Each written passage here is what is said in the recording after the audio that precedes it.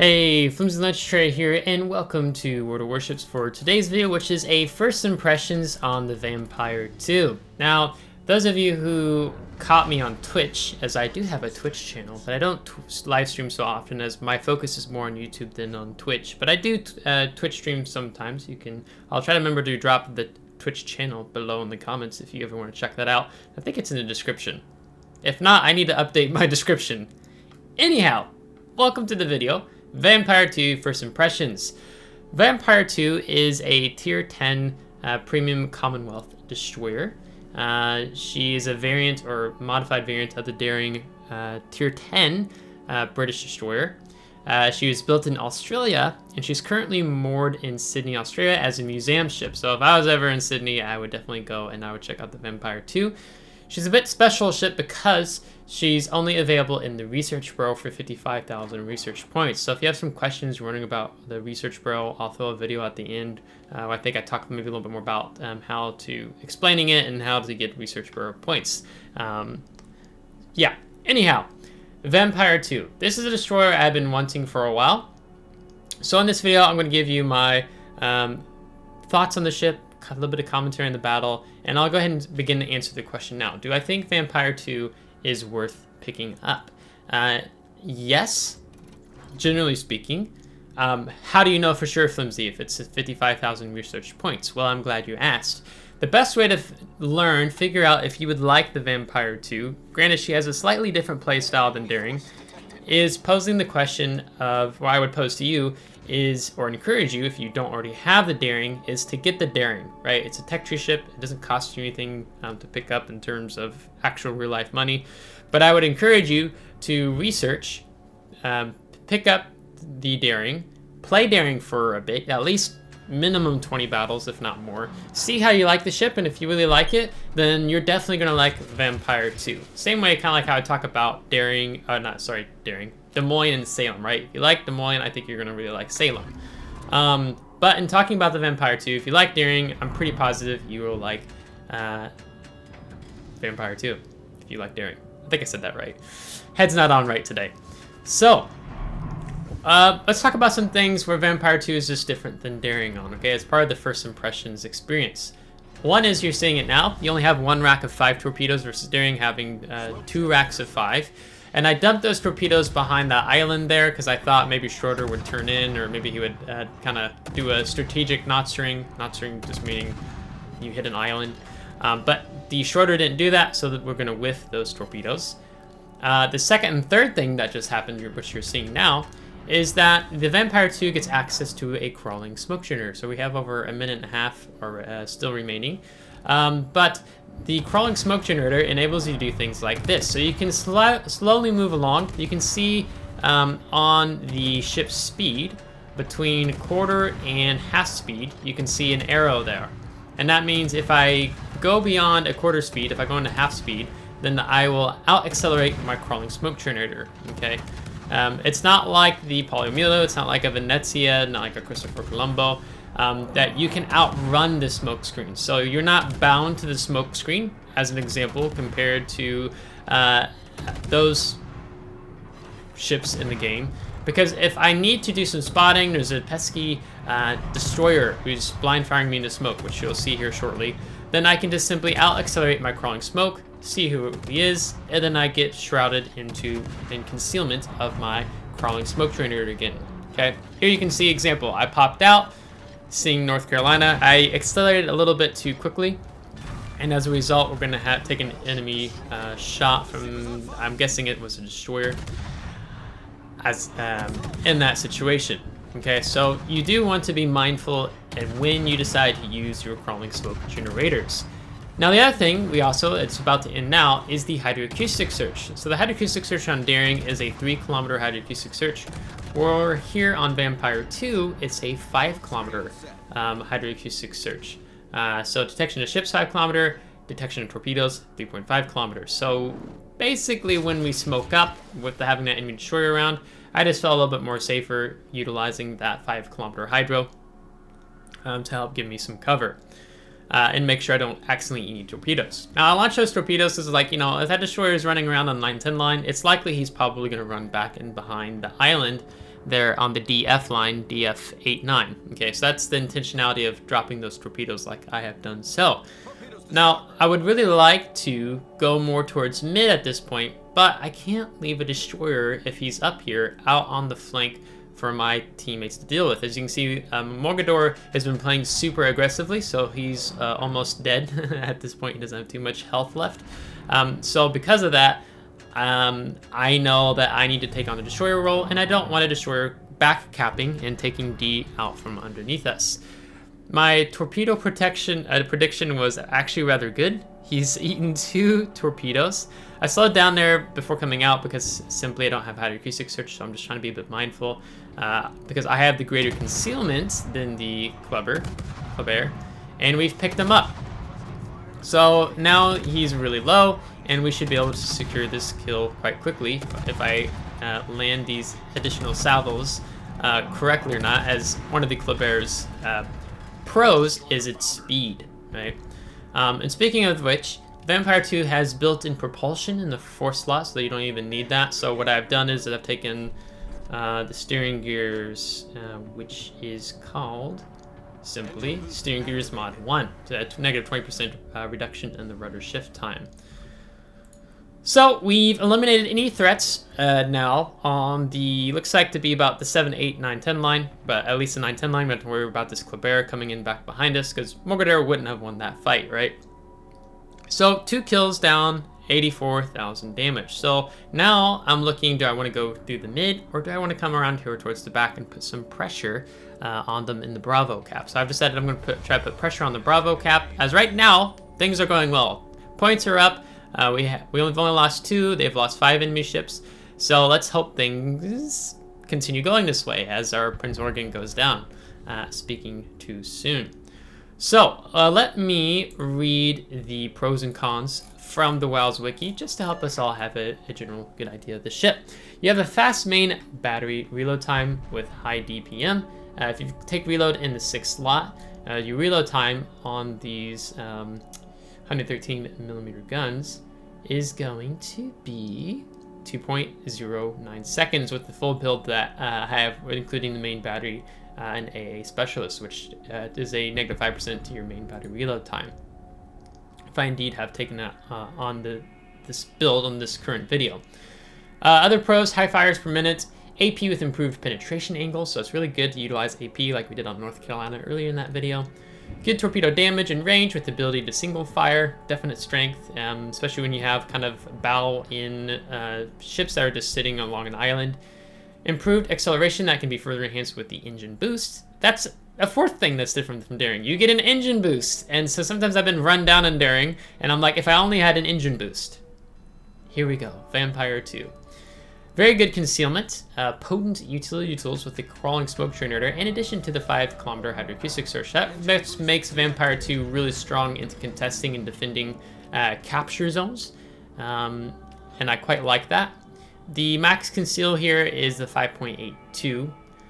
When on fire, 7.82. After firing with smoke, 2.5. Yes. Continuing on, cons, a smaller health pool, so we do like taking Survivability Expert on our build, so 23,300 hit points. Only 1 torpedo rack with poor firing angles, weak AA defenses, she's slow, long cooldown on the crawling smoke generator, right? So we got one of those crawling smoke generators out of the way earlier in the game, so that we could, you know, have it ready for the next go. So don't be too shy in utilizing them. Now, this St. Vincent is a smart player, okay?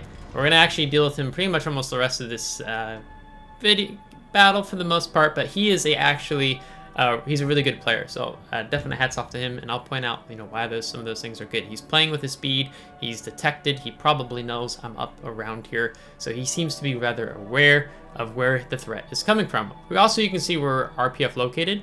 And now, I thought I was defending the Delta cap from being back capped, and some other destroyer has decided to go and contest D. And we get lit up on the Hydro, and it's like, what the heck?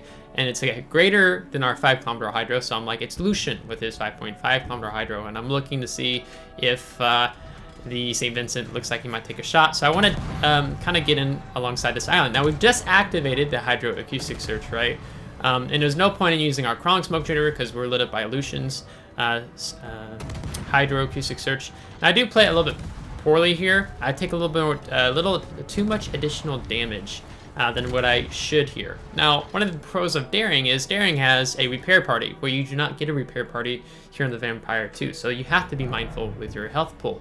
Now, I'm waiting, hoping that maybe Lucian's hydroacoustic search is about to end, because I think it's pretty sure it's a 5.5 kilometer hydroacoustic search at least. So I'm hoping maybe, and it goes down.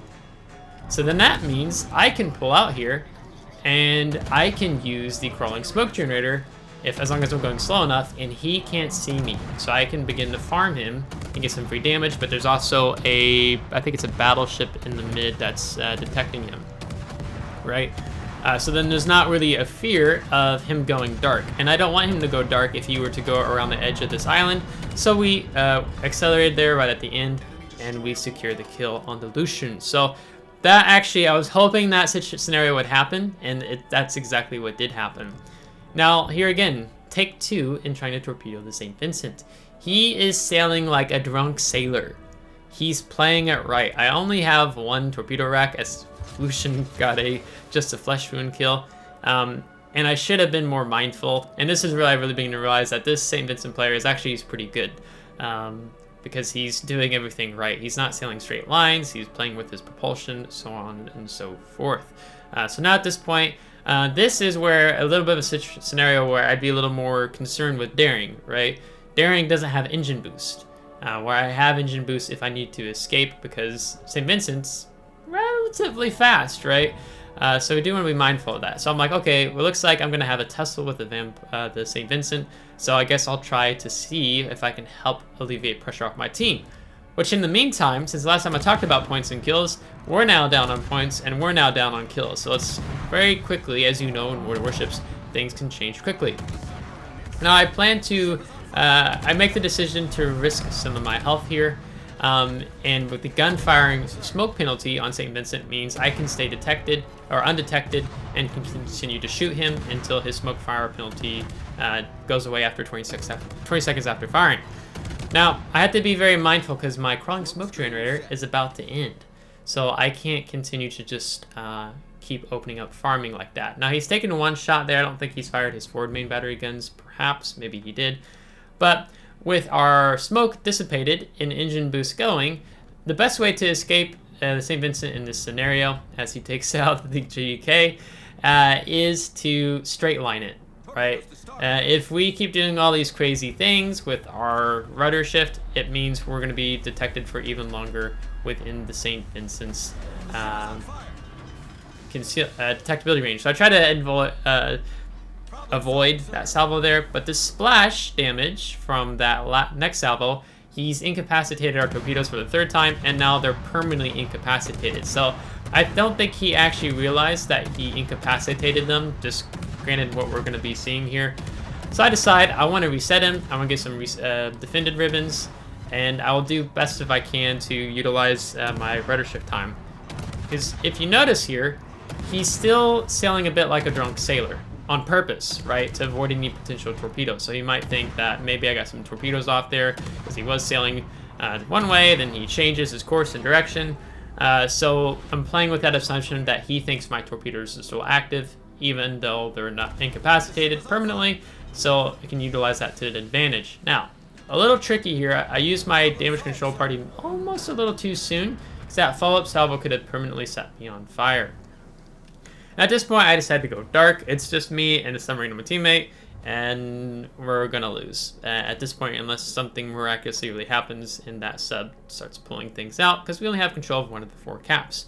So now I've decided that as I'm not trying to purposely drag the battle out, I'm really trying to go improving my damage, performance, things like that. Well, I said I'm going to utilize the crawling smoke generator one more time, and I'm going to utilize that 5-kilometer hydro. So the enemy Bilal takes out our U-2501. So it looks like they had a bit of a ramming incident, which is unfortunate. So we use crawling smoke generator, we pop the hydro, and we take some pot shots. And I'm kind of baiting, trying to see if I can get St. Vincent to take a blind shot so I can get some more damage, maybe some fires, as he still thinks that likely my torpedoes are active when they're not. He actually also, you can see, he completely stripped our AA, so we don't even have any AA. Like, that's just the strength of St. Vincent overall. Now we light him up on hydro. I'm going to take a couple shots, and I'm going to accelerate forward and stop shooting. Salvo lines behind us. I was totally expecting this, how he's been playing, to be able, that he would do a blind shot like that, right? And he's also even utilizing his torpedoes, which is honestly really funny, but I mean, they're nuclear warheads, so I wouldn't utilize them. So that's about to bring the game to an end here. Unfortunately, as we wait for the smoke to kind of catch up there, I'm trying to see maybe I can get his bow on fire, and the game is going to end as he takes another blind shot. So 135. Maybe it ticks up over 136 by the time we go into post-battle results. It was 136,000 damage, and it was a loss. So, first impressions, my first battle with this ship ever, I show it as it is, and I need to do the first impressions with it as well. So, 2 torpedoes hit, 3 destroyed, we got some defended ribbons, we got a assisted cap, and 386 main battery shell hits. So we're going to top our team with 1,325 base XP despite the loss, so overall we did pretty well given with how the battle was going, and we have definitely some people who died very early on, only got 100 base XP in randoms, so not so hot. We took almost 21,000 damage in total. Our fire damage, 28,000. Torpedoes, 22,000 on that Kleber earlier, and then 84,000 with the main battery. Going on to the credits in XP. With premium count, 677,000, and I think I just took some standard, bonuses, modifiers here on the Vampire 2. So, I really like Vampire 2. I don't know if I would say I like it more than Daring. Well, that is yet to be seen, because I play a lot of Daring for clan battles, whether it be in, primarily I guess with my NA clan. Maybe more soon with more of my Gnome EU clan. But it is a really fun ship, one I would recommend if you like playing destroyers and you like being able to exert some influence around capture points with that 5-kilometer hydro and that crawling smoke generator, where we get to be a little bit of a bully to an extent. So if you liked today's video, give it a thumbs up. If you didn't, give it a thumbs down. Subscribe if you do want to see more. If you're subscribed, thanks so much. I appreciate it. And thanks to those of you who support me on Patreon. So until next time, take care.